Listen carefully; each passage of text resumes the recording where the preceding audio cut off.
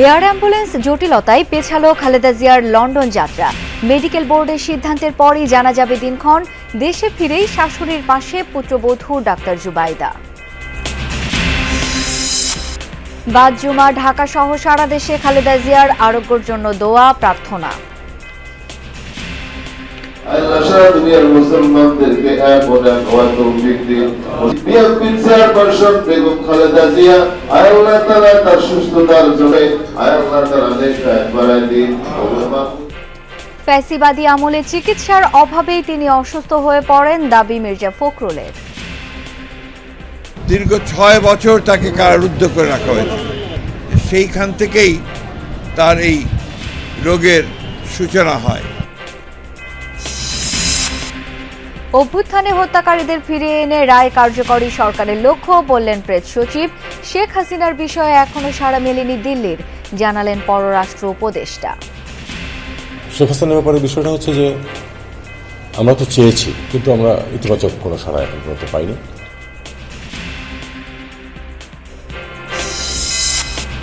চট্টগ্রামে চলছে ইসলামী সমমনা ৮ দলের বিভাগীয় সমাবেশ। নির্বাচনের আগে গণভোট সহ ৫ দফা দাবি আদায় লক্ষ্য। শারীরিক পরিস্থিতির অবনতি এবং যান্ত্রিক ত্রুটির কারণে কাতারের এয়ার অ্যাম্বুলেন্স না আসায় পিছিয়েছে অসুস্থ বিএনপি চেয়ারপারসন খালেদা জিয়ার লন্ডন যাত্রা। রোববার যাত্রার নতুন সূচি নির্ধারণ হলেও তা নির্ভর করবে মেডিকেল বোর্ডের সিদ্ধান্তের উপর।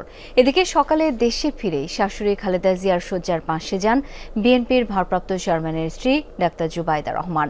অংশ নেন মেডিকেল বোর্ডের বৈঠকে।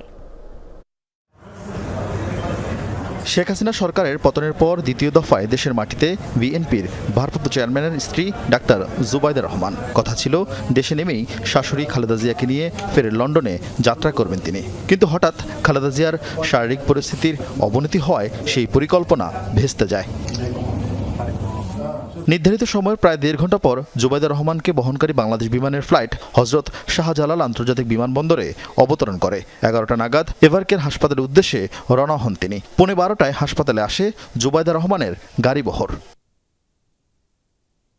হাসপাতালে খালেদা জিয়ার শয্যা পাশে কিছুক্ষণ সময় কাটান জুবাইদা রহমান, খোঁজ নেন স্বাস্থ্যগত পরীক্ষা নিরীক্ষার। এরপর অংশ নেন মেডিকেল বোর্ডের মিটিংয়ে। বিএনপি মহাসচিব জানান, বৃহস্পতিবার রাতে খালেদা জিয়ার শারীরিক পরিস্থিতির অবনতি হওয়ায় যাত্রা পিছিয়ে দেওয়া হয়েছে।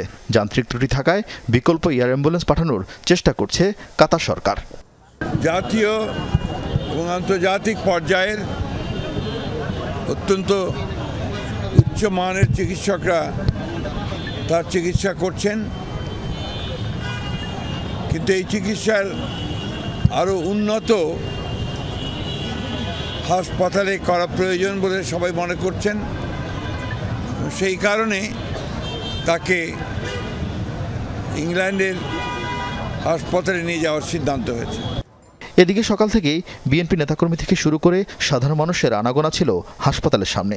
এতদিন তাদের প্রিয় নেত্রীর চিকিৎসা নিয়ে উৎকণ্ঠা থাকলেও জুবাইদা রহমানের আগমনে তা কেটে গেছে বলে জানান নেতাকর্মীরা। তার আশাতে ম্যাডামও তার সুস্থতা আরও বৃদ্ধি পাবে এবং দলীয় নেতাকর্মীদের মধ্যেও স্বস্তি ফিরে আসবে আরও দ্বিগুণ গুণে। তিনি কখনোই জনগণের ওপর কোনো অত্যাচার করে নাই।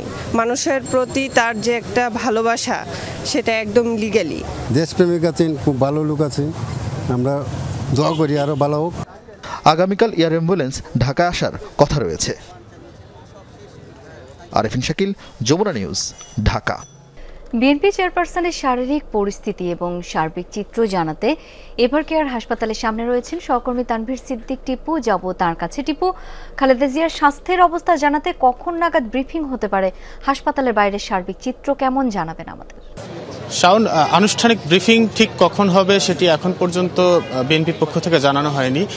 আপনি জানেন যে বিএনপি থেকে বলা হয়েছে যদি খালেদা জিয়ার শারীরিক কোনো উন্নতি বা অবনতি বা তার যে কোনো ধরনের স্বাস্থ্যের আপডেট, সেটি বিএনপির স্থায়ী কমিটির সদস্য এবং তার ব্যক্তিগত চিকিৎসক এজেডএম জাহিদ হোসেন তিনি গণমাধ্যমকে জানানোর কথা রয়েছে যদিও, কিন্তু ঠিক কোন সময় সেই ব্রিফিংটি হবে আমরা এখনো পর্যন্ত জানতে পারিনি। দুপুরে বিএনপির মহাসচিব মির্জা ফখরুল ইসলাম আলমগীর একটা অনুষ্ঠানে তিনি সাংবাদিকদেরকে জানিয়েছেন যে বেগম খালেদা জিয়ার সবশেষ যে শারীরিক অবস্থা সেটি গতকাল রাতে কিছুটা অবনতি হয় এবং সেই কারণেই মূলত মেডিকেল বোর্ডের সিদ্ধান্তে তাকে আজ ভোরে লন্ডনে নিয়ে যাওয়ার কথা থাকলেও সেটি নিয়ে যাওয়া সম্ভব হচ্ছে না। যদি এবং মির্জা ফখরুল ইসলাম আলমগীর এটিও জানিয়েছেন যে যদি তার স্বাস্থ্যের উন্নতি ঘটে এবং মেডিকেল বোর্ডের চিকিৎসকরা সিদ্ধান্ত দেন তাহলে আগামীকাল রোববার তাকে লন্ডনে নিয়ে যাওয়া হবে। এবং এর মধ্যেই কিন্তু বিএনপির যিনি ভারপ্রাপ্ত চেয়ারম্যান রয়েছেন তারেক রহমান, তার স্ত্রী ডাক্তার জুবাইদা রহমান, তিনি বাংলাদেশে এসে পৌঁছেছেন, এভার কেয়ারেও এসেছিলেন এবং দুপুর 2টার কিছু পরে তিনি এখান থেকে বের হয়ে যান এবং ধানমন্ডিতে তার মায়ের বাসায় এখন তিনি অবস্থান করছেন। ডাক্তার জুবাইদা রহমান কিন্তু এই যে মেডিকেল বোর্ড গঠন করা হয়েছে খালেদা জিয়ার চিকিৎসার জন্য, সেই মেডিকেল বোর্ডেরও একজন সদস্য এবং সেই মেডিকেল বোর্ডের সাথে বসেই তারা একসাথে আসলে সিদ্ধান্ত নেবেন যে আগামীকাল খালেদা জিয়াকে দেশের বাইরে নিয়ে যাওয়া সম্ভব হবে কিনা, নাকি অন্য কোনো সিদ্ধান্ত তারা নেবেন। শাওন। বাদ জুমা সারা দেশে বেগম খালেদা জিয়ার আরোগ্য লাভের জন্য দলমত নির্বিশেষে দোয়া ও প্রার্থনা করা হয়েছে বলে জানিয়েছেন বিএনপি মহাসচিব মির্জা ফখরুল ইসলাম আলমগীর। বলেন, বিগত ফ্যাসিস্ট সরকারের আমলে কারারুদ্ধ অবস্থায় চিকিৎসার অভাবেই তিনি বেশি অসুস্থ হয়ে পড়েন। চিকিৎসকরা তাকে সুস্থ করতে প্রাণপণ চেষ্টা করে যাচ্ছেন বলেও জানান তিনি।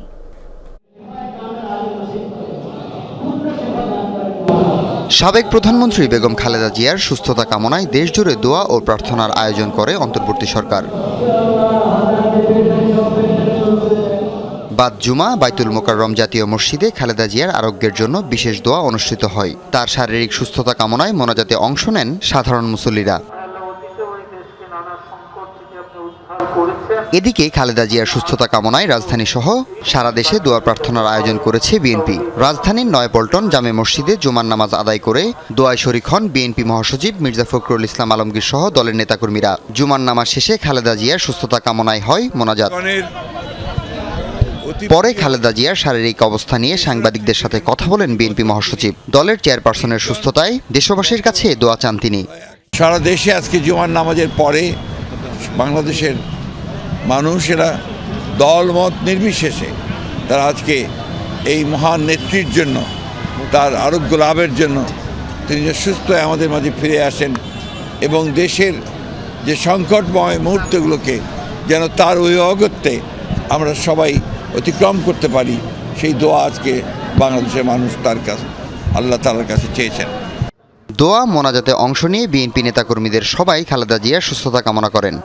আল্লাহ পাক যেন আমাদের মাঝে এই রাষ্ট্রের খেদমত করার জন্য এই প্রাণপ্রিয় নেত্রীকে আবার আমাদের মাঝে ফিরে আনুক। এই দোয়াই করি যে উনি যেন আবার সুস্থ হয়ে এই দেশের জনগণের নির্বাচিত হয়ে প্রধানমন্ত্রী হয়ে বাংলাদেশ জাতীয় সংসদে গিয়ে আমাদের যেন এই দেশটাকে সুন্দরভাবে সাজাইতে পারে। আমাদের 18 কোটি মানুষের মাতৃসমতুল্য, আমরা ওনার দীর্ঘায়ু কামনা করি। সকালে রাজধানী ঢাকেশ্বরী মন্দিরে খালেদা জিয়ার জন্য বিশেষ প্রার্থনার আয়োজন করা হয়। উপস্থিত ছিলেন মহানগর সার্বজনীন পূজা কমিটির সদস্য ও নেতৃবৃন্দ। পূজার মাধ্যমে খালেদা জিয়ার দ্রুত আরোগ্য কামনা করা হয় সেখানে। হাসিবুল করিম বিজয়, যমুনা নিউজ, ঢাকা। বেগম খালেদা জিয়ার আশু সুস্থতা কামনায় দেশের বিভিন্ন মসজিদে জুমার নামাজের পর দোয়া অনুষ্ঠিত হয়েছে। এছাড়া বিভিন্ন মন্দির, গির্জা ও প্যাগোডায় সৃষ্টিকর্তার নিকট প্রার্থনা করেছেন স্ব ধর্মীয় সম্প্রদায়ের মানুষ। এ সময় বিএনপি চেয়ারপারসন দ্রুত সুস্থ হয়ে উঠবেন বলে প্রত্যাশা জানান নেতাকর্মীরা। বিএনপি চেয়ারপারসন বেগম খালেদা জিয়ার আরোগ্য কামনায় কুড়িগ্রাম শহরের সদরপাড়া জামে মসজিদে বাদ জুমা দোয়া মাহফিলের আয়োজন করা হয়। অংশ নেন দলের সিনিয়র যুগ্ম মহাসচিব রুহুল কবির রিজভী। খালেদা জিয়ার রোগমুক্তি কামনায় দোয়া ও মোনাজাত করা হয়। এ সময় রুহুল কবির রিজভী বলেন, মায়ের অসুস্থতা সহ সকল বিষয় বিবেচনা করে উপযুক্ত সময়ে দেশে আসবেন তারেক রহমান। এদেশের গণমানুষের নেতা তারেক রহমান আজকে তার মায়ের এই গুরুতর অসুস্থতা এবং সবকিছু বিবেচনা করে, মানুষের সবকিছু বিবেচনা করে এই সিদ্ধান্ত তো তার, তিনি ঠিক উপযুক্ত সময়ে যখন আশা মনে করবেন ঠিক সেই সময় তিনি আসবেন। জুমার নামাজ শেষে সিলেটের হযরত শাহজালাল রহমাতুল্লাহ আলাইহির মাজার, মসজিদ সহ নগরীর বিভিন্ন মসজিদে বিশেষ দোয়ার আয়োজন করেন বিএনপির নেতাকর্মীরা।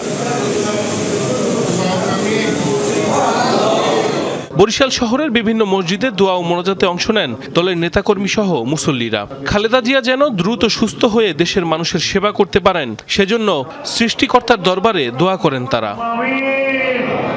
রাজশাহী শহরের বিভিন্ন মসজিদে দোয়ায় অংশ নিয়ে বিএনপি চেয়ারপারসন দ্রুত সুস্থ হয়ে উঠবেন বলে প্রত্যাশা জানান নেতাকর্মীরা। এছাড়া ঠাকুরগাঁ, জামালপুর, রাজবাড়ী সহ দেশ জুড়ে মসজিদে মসজিদে দোয়া করা হয় খালেদা জিয়ার সুস্থতা কামনায়।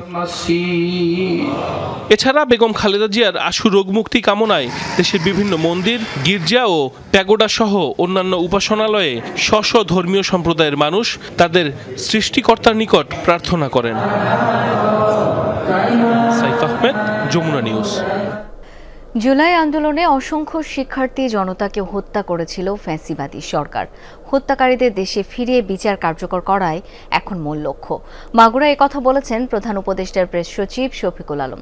সকালে মাগুরা সরকারি উচ্চ বিদ্যালয় মাঠে আন্তঃকলেজ ফুটবল টুর্নামেন্টের উদ্বোধনী অনুষ্ঠানে যোগ দেন তিনি। নির্বাচন প্রসঙ্গে প্রেস সচিব বলেন, 15ই ফেব্রুয়ারির মধ্যে সকল দলের অংশগ্রহণে দেশে সুষ্ঠু নির্বাচন হবে। এরই মধ্যে নির্বাচন কমিশন দলগুলোর সাথে আলোচনা সম্পন্ন করেছে। অবাধ ও শান্তিপূর্ণ নির্বাচনের জন্য কাজ করছে অন্তর্বর্তী সরকার।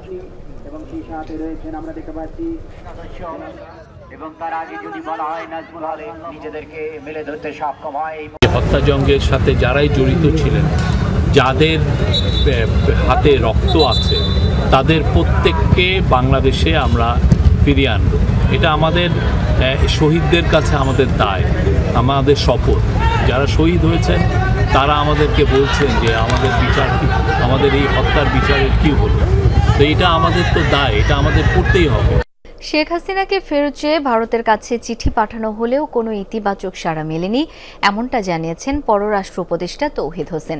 সকালে রংপুর সার্কিট হাউসে সাংবাদিকদের প্রশ্নের জবাবে কথা জানান তিনি। উপদেষ্টা বলেন, শেখ হাসিনাকে ফেরত চেয়ে পাঠানো চিঠি পর্যালোচনা করছে ভারত। এছাড়া তারেক রহমানের দেশে ফেরার বিষয়ে কোনো তথ্য নেই বলে জানান পররাষ্ট্র উপদেষ্টা। এয়ার অ্যাম্বুলেন্সে কারিগরি ত্রুটির কারণে বেগম খালেদা জিয়াকে আজ লন্ডন নেওয়া হচ্ছে না, জানান তৌহিদ হোসেন। তারেক সাহেব কখন আসবেন এ সম্বন্ধে আমার কাছে কোনো তথ্য নেই। বেগম জিয়াকে আজকে নেওয়া হচ্ছে না, আমি যেটুকু ঢাকা থেকে আজকে সকালে জানলাম যে আজকে নেওয়া হচ্ছে না। একটু টেকনিক্যাল প্রবলেম দেখা যাচ্ছে ওই এয়ারক্রাফটে, সেক্ষেত্রে হয়তো এক দিন দেরি হতে পারে। শেখ হাসিনার ব্যাপারে বিষয়টা হচ্ছে যে আমরা তো চেয়েছি, কিন্তু আমরা ইতিবাচক কোনো সাড়া এখন পর্যন্ত পাইনি। এটা নিয়ে আমার মনে হয় স্পেকুলেট না করাই ভালো। নির্বাচনের আগে ভারী অস্ত্র উদ্ধারের অভিযান চলমান আছে, এই ব্যাপারে সরকারের কোনো ব্যর্থতা নেই। সকালে পূর্বাচলে ফায়ার সার্ভিসের ট্রেনিং গ্রাউন্ডে ভলান্টিয়ার সম্মাননা অনুষ্ঠানে একথা বলেন স্বরাষ্ট্র উপদেষ্টা জাহাঙ্গীর আলম চৌধুরী। দুর্যোগ মোকাবেলায় 55,000 ভলান্টিয়ারকে ট্রেনিং দেবার কথাও রয়েছে, জানান উপদেষ্টা। বলেন, দুর্ঘটনায় ভলান্টিয়ারদের স্বেচ্ছাশ্রম অনন্য নজির। সাম্প্রতিক সময়ের ভূমিকম্প ও অগ্নিকাণ্ড সহ বড় বড় দুর্ঘটনায় ফায়ার ফাইটারদের সাথে কাঁধে কাঁধ মিলিয়ে ভলান্টিয়াররাও অগ্নি নির্বাপন ও উদ্ধার কাজে অংশগ্রহণ করেছেন। কোনো রকম সুবিধা না নিয়ে নিঃস্বার্থভাবে স্বেচ্ছাসেবামূলক কাজে অংশগ্রহণ করেন ভলান্টিয়াররা। রাজধানীর পূর্বাচলে ফায়ার সার্ভিস ও সিভিল ডিফেন্সের ট্রেনিং গ্রাউন্ডে ইন্টারন্যাশনাল ভলান্টিয়ার্স ডে উপলক্ষে স্বেচ্ছাসেবকদের প্রদর্শিত মহড়া দেখেন স্বরাষ্ট্র উপদেষ্টা। এ সময় প্রধান উপদেষ্টার বিশেষ সহকারী খোদাবক্স চৌধুরী এবং ফায়ার সার্ভিসের মহাপরিচালক ব্রিগেডিয়ার জেনারেল মোহাম্মদ জাহেদ কামাল উপস্থিত ছিলেন। অনুষ্ঠানে স্বরাষ্ট্র উপদেষ্টা বলেন, ফায়ার সার্ভিসের প্রশিক্ষিত ভলান্টিয়াররা নিঃস্বার্থ সেবার মাধ্যমে জনগণের বন্ধু হিসেবে আত্মপ্রকাশ করেছেন। তাদের সুযোগ সুবিধা প্রদান ও প্রশিক্ষণের মান বাড়ানোর চিন্তা করছে সরকার। এ সময় তিনি নির্বাচনের আগে ভারী অস্ত্র উদ্ধারের বিষয়ে কথা বলেন। এখানে সরকারের কোনো ব্যর্থতা নাই, উদ্ধার হচ্ছে এবং উদ্ধার হতে থাকবে। ভারী অস্ত্র এরকম কোনো বাইরে নাই। পুলিশ কমিশন অধ্যাদেশ রাজনীতি মুক্ত হবে কিনা সাংবাদিকদের এমন প্রশ্নে উপদেষ্টা বলেন, আইন করা হয় জনগণকে সেবা দেওয়ার জন্য। এই আইনটা করা হয়েছে জনগণ যেন সেবা পায়, জনগণের সেবার জন্য। কোন বাহিনী কি তাদের জন্য না, এটা বাহিনী যে তাদের যদি কোনো সমস্যা থাকে এটাও তারা রিকমান্ড করতে পারবে। রাব্বি সিদ্দিকী, যমুনা নিউজ, ঢাকা। চট্টগ্রামে চলছে ইসলামী সমমনা ৮ দলের বিভাগীয় সমাবেশ। অংশ নিয়েছেন দলগুলোর কেন্দ্রীয় নেতারা। এ বিষয়ে আরও জানবো, যুক্ত হচ্ছেন সহকর্মী মামুনুর রশিদ অভি। ৮ দলের এই সমাবেশে নেতারা কি বলছেন? শাওন, যে চট্টগ্রাম বিভাগীয় সমাবেশ ৮ দলের পক্ষ থেকে করা হয়েছে সেটা কিন্তু এরই মধ্যে শেষ হয়েছে। নেতাকর্মীরা কিন্তু সমাবেশের স্থল ত্যাগ করেছেন। আমরা যদি একটু দেখাই, এখানে এখনো অসংখ্য নেতাকর্মী রয়েছেন যারা এখান থেকে যে বার্তা দেওয়া হয়েছে, মূলত জুলাই জাতীয় সনদ বাস্তবায়নে আদেশ জারি ও উক্ত আদেশের উপর গণভোট আয়োজন সহ ৫ দফা বাস্তবায়নের দাবিতে ৮ দলের যে উদ্যোগ সেটি আজকে করা হয়েছে এবং এখানে অসংখ্য নেতাকর্মী এখন পর্যন্ত রয়েছেন। আমরা কয়েকজন নেতাকর্মীর সাথে কথা বলতে চাই। আজকে যে অনুষ্ঠান, সেখান থেকে যে বার্তা দেওয়া হয়েছে, আপনারা আগামীর বাংলাদেশ কেমন বাংলাদেশ চান, যে কোন দাবিগুলো আপনারা উত্থাপন করেছেন? আমরা যে আগামী জাতীয় নির্বাচন যদি ফেয়ার পদ্ধতিতে নির্বাচন হয়, সাধারণ মানুষের জন্য ভালো মনে করি এবং আগামী সংসদ নির্বাচনের আগে জুলাই সনদ এবং ফেয়ার পদ্ধতি যেটা গণভোট হবে সেটা অবশ্যই আপনার গণভোটটা আগে দেওয়া উচিত। সংসদ নির্বাচন একসাথে যদি গণভোট হয় তাতে দুর্ভাগ্য হবে। তাই আমরা চাচ্ছি আগামী জাতীয় সংসদ নির্বাচনের আগে ফেয়ার পদ্ধতিতে নির্বাচন দিয়ে জাতি সবাই একসাথে চলবে। যেমনটি বলছিলেন, নেতাকর্মীরা কিন্তু একই বার্তা দিয়েছেন, যেমন বিগত যে ১৬ বছর দুঃশাসন হয়েছে বাংলাদেশে, গুম, খুন, নিপীড়ন, নির্যাতন, সেই বিষয়গুলো যেন আগামী দিনের বাংলাদেশে না হয়। বৈষম্যহীন বাংলাদেশ সমঝোতার মাধ্যমে তারা এই বাংলাদেশ গড়তে চান, যেখানে সবার অধিকার নিশ্চিত করা হবে। সবকিছু মিলিয়ে বলা যায় এখন পর্যন্ত যেই ৮ দলের উদ্যোগে অনুষ্ঠান হয়েছে সেইখান থেকেই মূলত এই বার্তাগুলো দেওয়া হয়েছে। আগামী যে ফেব্রুয়ারিতে নির্বাচন কথা বলা হচ্ছে, সেখানে যত নির্বাচনটি সঠিক সময়ে হয়, এই নির্বাচনকে ঘিরে যে ষড়যন্ত্র করা হচ্ছে সেই বিষয়গুলোকে যেন মাথায় রেখে অতি দ্রুত সময়ের মধ্যে, সময়সীমার মধ্যে নির্বাচনটি অনুষ্ঠিত হয়, সেই বিষয়গুলো কিন্তু এই অনুষ্ঠান থেকে বলা হয়েছে। ধন্যবাদ আপনাকে। রাজধানীর অনেক ভবন ঝুঁকিপূর্ণ, এর পেছনে রাজুকেরও দায় আছে। লোকবলের অভাব বা দুর্নীতির কারণে অনেক কিছুই করতে পারে না রাজধানী উন্নয়ন কর্তৃপক্ষ। সকালে এফডিসির এক ছায়া সংসদে একথা বলেন সংস্থাটির চেয়ারম্যান রিয়াজুল ইসলাম। তিনি জানান, বাড়ির মালিকরা রাজুকের প্ল্যান অনুযায়ী বাড়ি না বানিয়ে নিজের সুবিধামতো ভবন নির্মাণ করেন। ২১ নভেম্বর ঢাকায় ৫.৭ মাত্রার ভূমিকম্প হয়। এরপর মৃদু ও মাঝারি মাত্রার বেশ কিছু কম্পন অনুভূত হয় সারা দেশে। দেখা দেয় আতঙ্ক, উদ্বেগ। ভূমিকম্পের ক্ষয়ক্ষতি রোধে ভবন মালিকদের দায়িত্বশীলতা নিয়ে শুক্রবার এফডিসিতে অনুষ্ঠিত হয় একটি ছায়া সংসদ। আয়োজন করে ডিবেট ফর ডেমোক্রেসি। অংশ নেন সেন্ট জোসেফ ও শহীদ আনোয়ার গার্লস স্কুলের শিক্ষার্থীরা। ভবন মালিক যদি দায়িত্বশীল হয়ে শক্তিশালী ও নিরাপদ ভবন তৈরি করে, তবেই কেবল ভূমিকম্পের ক্ষয়ক্ষতি কমানো সম্ভব হবে। সরকার এবং সাধারণ জনগণের যৌথ ভূমিকাই পারে ভূমিকম্পের ক্ষয়ক্ষতি কমাতে। বিতর্কে উঠে আসে রাজধানীতে ভবন নির্মাণের নানা দুর্বলতা, দুর্নীতি আর সরকারি প্রতিষ্ঠানের ব্যর্থতা, যার ফলে লাখ লাখ ঝুঁকিপূর্ণ ভবন এখন আতঙ্কের কারণ। হাউজিং কোম্পানিগুলো তারা কোনো আইন কানুন নকশা কোনো কিছু তোয়াক্কা করছে না। ইভেন রাজুক যখন বলে দিল যে তারা তদারকি করছে, তারা ড্রোন দিয়ে সার্ভে করবে বলছে, তখন কত তাড়াতাড়ি বিল্ডিং শেষ করে ফেলা যায়, কারণ বিল্ডিং শেষ করে ফেললে তো আর সেই বিল্ডিং ভাঙা যাবে না। অনুষ্ঠানে রাজুকের চেয়ারম্যান জানান, ভবন নির্মাণে সঠিক প্ল্যানেরই অনুমোদন দেয়া হয়, কিন্তু ইচ্ছে মতো ভবন নির্মাণ করেন মালিকেরা। কম জনবল আর দুর্নীতির কারণে সেসব ঠেকানো যায় না, এমনটাও আক্ষেপ তার। বাড়িওয়ালারা যখন প্ল্যান নেয় তখন তারা অঙ্গীকার করে যে আমি 5 ফিট জায়গা একটা অঙ্গীকারের মধ্যে 5 ফিট জায়গা ছেড়ে দেবো, এদিকে বলে আমি 5 ফিট জায়গা ছেড়ে দেবো, কিন্তু ওই পর্যন্তই। যখন বাড়ি করে তখন দেখা গেল রাস্তার 10 ফিটের জায়গায় ওইটা 8 ফিট হয়ে গেছে। এখন এইভাবে অঙ্গীকারনামা দিয়ে হবে না, এটা রাজুককে অথবা সিটি কর্পোরেশনকে অথবা যদি পৌরসভাকে তাদেরকে দলিল করে দিতে হবে। এই দলিল না করে দেওয়া পর্যন্ত তারা এখানে বাড়ির প্ল্যান পাবে না এবং কাজ ধরতে পারবে না। সম্প্রতি ঘন ঘন ভূমিকম্প অনুভূত হচ্ছে ঢাকায়। রাজুকের চেয়ারম্যান মনে করেন, বড় পরিকল্পনা হাতে নিলে এখনও রাজধানীকে রক্ষা করা সম্ভব। এখনও কিন্তু সময় শেষ হয়ে যায়নি। হাসান মিসবা, যমুনা নিউজ, ঢাকা। ফরিদপুরের ভাঙ্গায় বাসের ধাক্কায় একই পরিবারের 3 জন সহ প্রাণ হারিয়েছেন 4 জন। আরও 4 জন আহত। সকালে উপজেলার কৈডুবি রেল ক্রসিং এলাকায় এই দুর্ঘটনা ঘটে। হাইওয়ে পুলিশ জানায় ভাঙ্গা থেকে যাত্রী নিয়ে পূর্ব সদর দিয়ে যাচ্ছিল অটোরিকশাটি। কৈডুবি পৌঁছলে কুয়াকাটা থেকে ঝিনাইদহগামী একটি যাত্রীবাহী বাস ধাক্কা দেয়।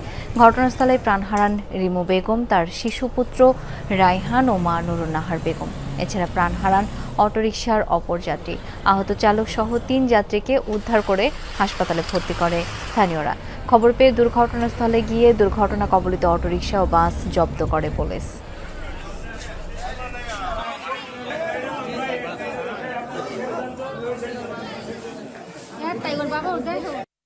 অটোরে মারি দেশে বড় গাড়িতে রং সাইড দাইছে পরিবহনে মারি দেশে অটোরে অটো শেষলাই নিয়ে এদিকে আইছে আয়া মাইরা 4জন মানুষ মারা গেছে। আমরা এসে তাৎক্ষণিকভাবে আপনার উদ্ধার করি এবং যারা অসুস্থ তাদেরকে হাসপাতালে প্রেরণ করে চিকিৎসার ব্যবস্থা করি এবং দুর্ঘটনা কবলিত গাড়িটিকে এখান থেকে অপসারণের ব্যবস্থা করি। ফরিদপুরে একটি বহুতল ভবনের এক পাশ ধসে পড়েছে, তবে কেউ হতাহত হয়নি।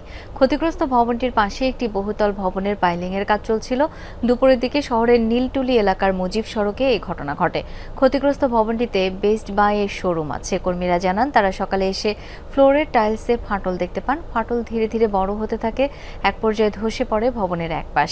ভবন মালিক জানান পাইলিং কাজ সাবধানে করার জন্য পাশের মালিককে বারবার অনুরোধ করা হয়েছিল, কিন্তু তারা সেই অনুযায়ী কাজ করেননি, যার কারণে আজকের এই দুর্ঘটনা।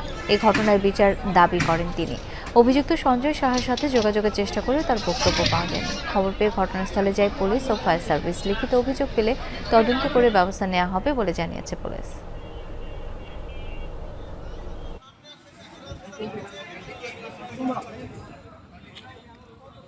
সকাল থেকে ফাটল বুঝতে পারতেছি, ফাটল বোঝার পরে আমরা কাউন্টারটা শুধু চাপাইতে পারি, তারপরে আসলে এক সাইডে ভেঙে যায়। রাতের অন্ধকারে এই কাজটা কয়েকটা সন্ত্রাসী, এই সন্ত্রাসীগুলো রাতের অন্ধকারে আমার বিল্ডিংটা এসে ভাঙলো আর আমারই করলো।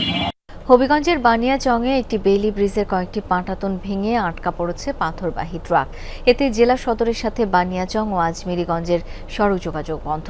সকালে উপজেলার রত্না এলাকায় এই দুর্ঘটনা হয়। স্থানীয়রা জানান পাথরবাহী ট্রাকটি ব্রিজ পেরোনোর সময় পাটাতন ভেঙে পড়ে। এতে সড়কের উভয় পাশে আটকা পড়ে শত শত যানবাহন। এলাকাবাসীর অভিযোগ, দীর্ঘদিন ধরে বেইলি ব্রিজটি ঝুঁকিপূর্ণ থাকলেও মেরামত করা হয়নি। ভারী যানবাহনের অনিয়ন্ত্রিত চলাচলের কারণে এই দুর্ঘটনা। ভোগান্তিতে পড়েছেন যাত্রীরা। সড়ক বিভাগের কর্মকর্তারা জানিয়েছেন ক্ষতিগ্রস্ত বেইলি ব্রিজটি মেরামত করে আজই যান চলাচলের জন্য খুলে দেওয়ার কাজ চলছে। দেওয়া 15 টনের ঊর্ধ্বে কোনো গাড়ি উঠবে না, মানে এই ওভারলোড গাড়ি প্রায় 30 টনের মতন হবে। মানে এই গাড়ি উঠতে সেরা এলাকার যে লোক দুর্ভোগ শুরু যাওয়া ভারী গাড়ি এই সেতু দিয়ে নেওয়া নিষেধ করা হয়েছে। তারপরে কেন এই ভারী এই ট্রাক নিয়ে কেন এই ড্রাইভাররা চলাফেরা করবে, আমি এটা প্রশাসনের দৃষ্টি আকর্ষণ করছি। এবার অ্যাশেজের খবর। ব্রিসবেনে দ্বিতীয় টেস্টে ইংল্যান্ডকে তাদের প্রথম ইনিংসে 334 রানে অল আউট করে নিজের প্রথম ইনিংসে ব্যাট করছে অস্ট্রেলিয়া। শেষ খবর পাওয়া পর্যন্ত তাদের স্কোর 5 উইকেটে 309 রান। ব্যাট হাতে ভালো শুরু এনে দেন দুই ওপেনার ট্রাভিস হেড ও জেক ওয়েদাল্ট। উদ্বোধনী জুটি থেকে আসে 77 রানের পার্টনারশিপ। 33 রানে ট্রাভিস হেড ফিরলে মার্নার্স লেবুশেনকে নিয়ে প্রতিরোধ করেন জেক, দেখা পান অর্ধশতকের। তবে 72 রানে জোফ্রা আর্চারের শিকার হয়ে প্যাভিলিয়নের পথ ধরেন জেক।